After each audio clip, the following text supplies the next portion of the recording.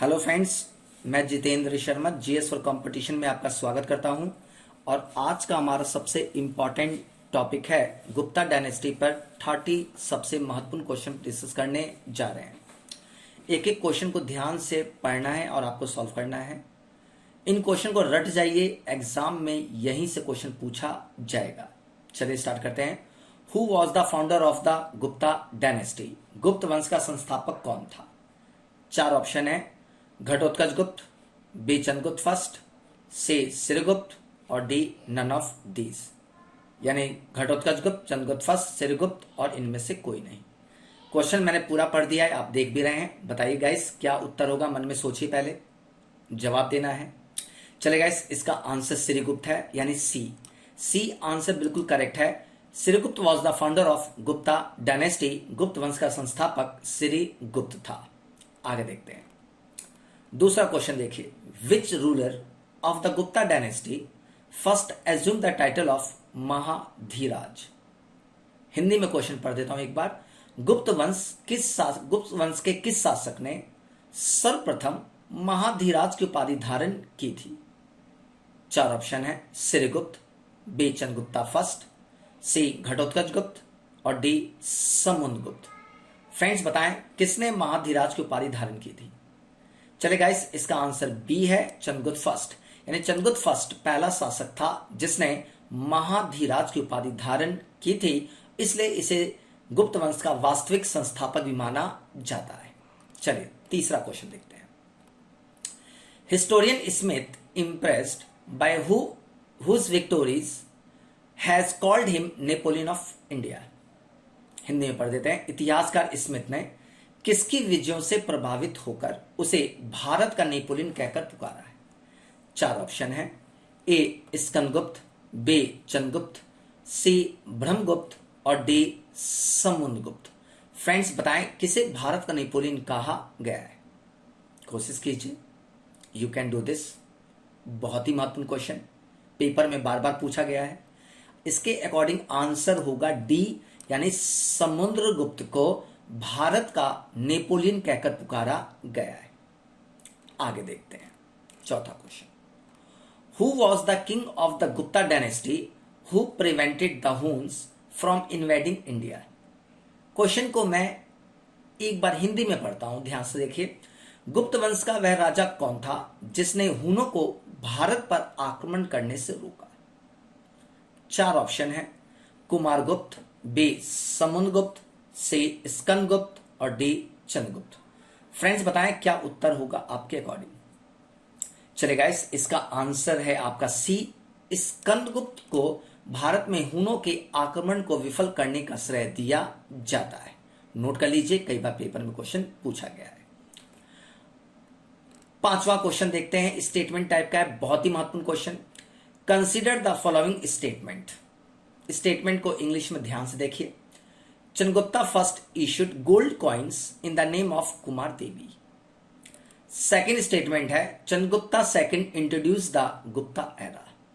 The correct answer from above is. 4 option है।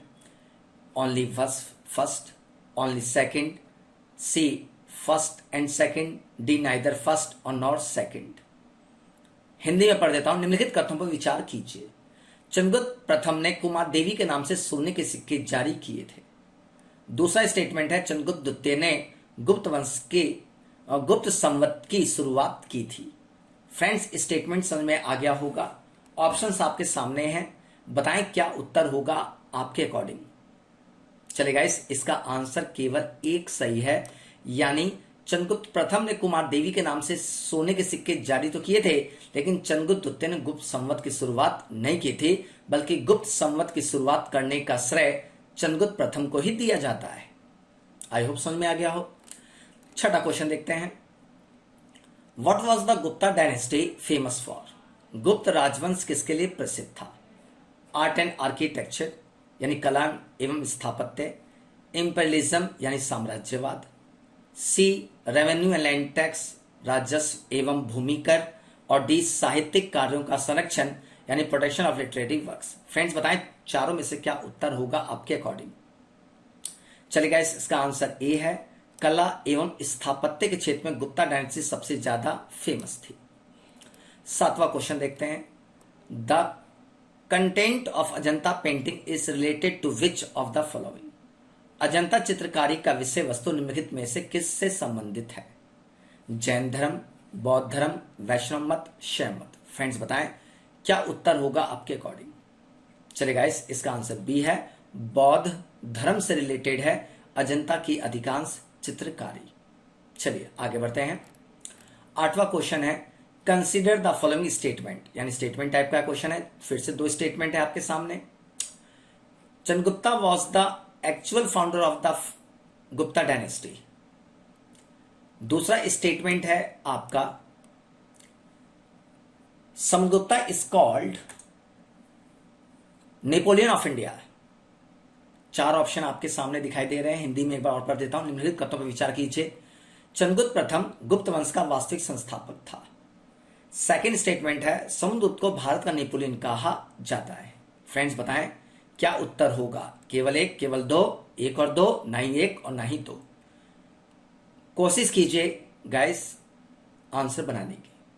चलिए guys, इसका आंसर है आपका, दोनों ही स्टेटमेंट सही हैं, इस अकॉर्डिंग सी आंसर होगा। चलिए 9वां क्वेश्चन देखते हैं। Which ruler is related to the Eran inscription. कह रहा है एरन अभिलेख का संबंध किस शासक से है? 4 ऑप्शन है। पहला ब्रह्मगुप्त, बी चंद्रगुप्त फर्स्ट, सी चंद्रगुप्ता द्वितीय और डी भानुगुप्त। फ्रेंड्स बताएं चारों में से क्या उत्तर सही होगा। चलिए गाइस, अगर इस क्वेश्चन की बात करें तो आईएएस के एग्जाम में तो बार बार पूछा गया है। इसका आंसर डी होगा, भानुगुप्त, क्योंकि भानुगुप्त के एरन अभिलेख से ही भारत में सती प्रथा का प्राचीनतम पुरातात्विक यानी आर्कियोलॉजिकल एविडेंस मिलता है। 10वां क्वेश्चन देखते हैं। Consider the following statement. पहला, Fahien came to India during the time of Chandragupta second. दूसरा स्टेटमेंट है, Prayag Prashasti was composed during the time of Samudragupta. The correct answer from above is. Hindi में पढ़ देता हूं क्वेश्चन। निम्नलिखित कथनों पर विचार कीजिए।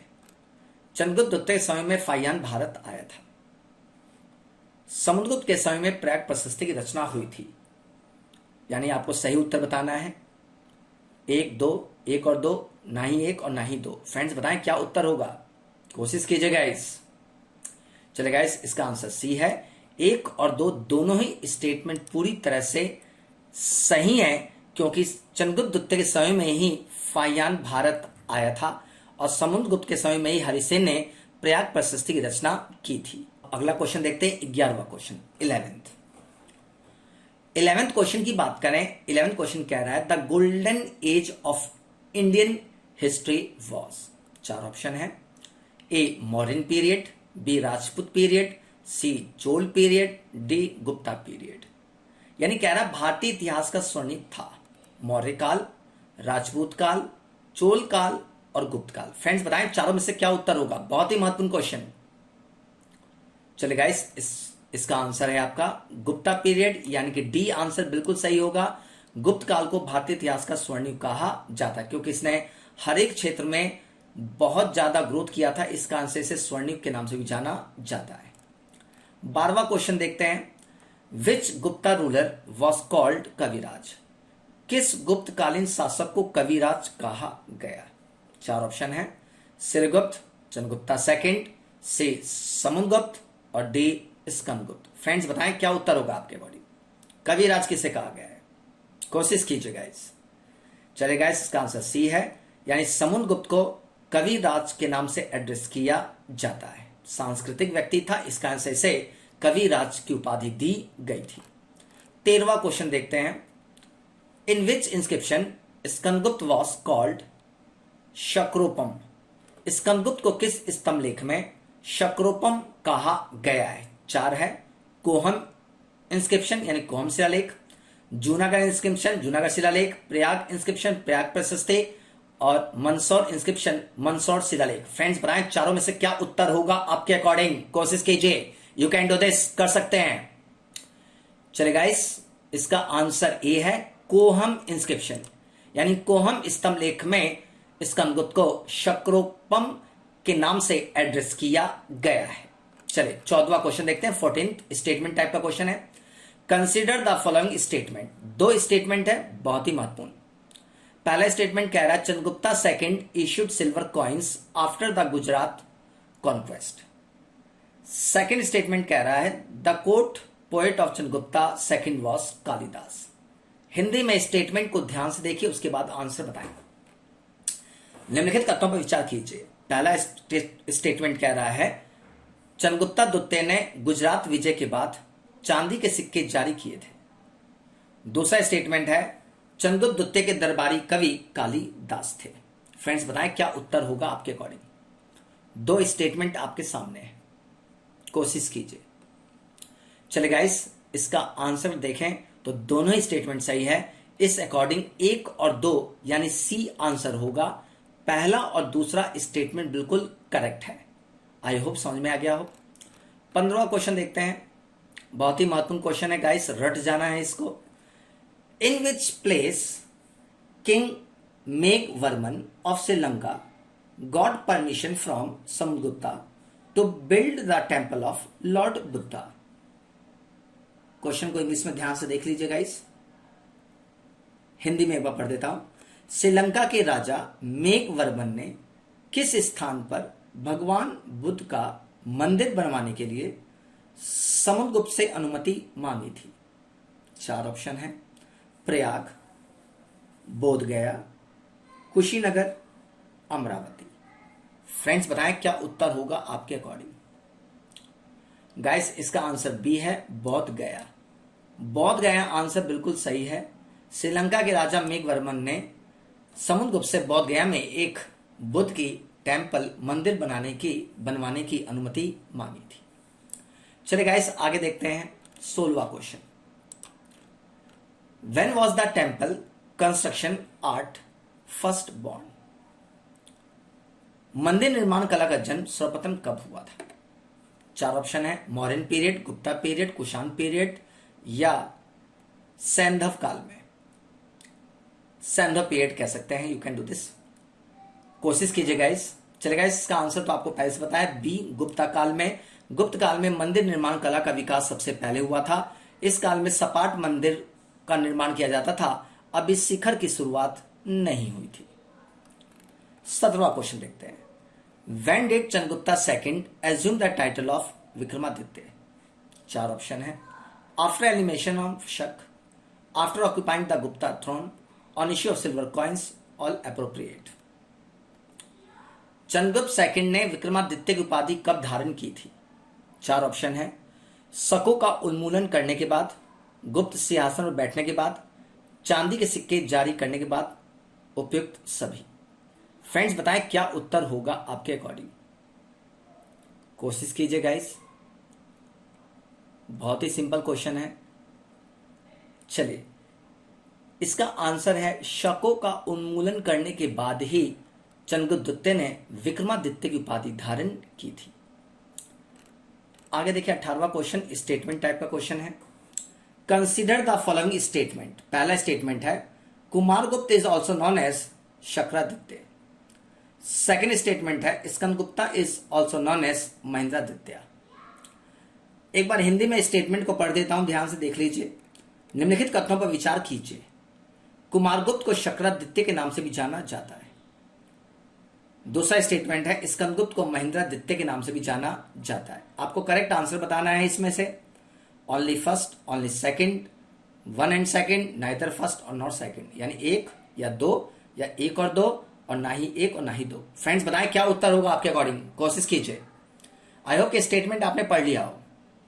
गाइस इसका आंसर डी है, डी, नाइदर 1 और नॉट 2, यानी ना ही 1 और ना ही 2। यहां पे दोनों ही उपाधि को रिवर्स कर दीजिए। कुमारगुप्त ने महेंद्रादित्य लिया था और स्कंदगुप्त ने शक्रादित्य, तब आंसर सही होगा टाइटल के अकॉर्डिंग।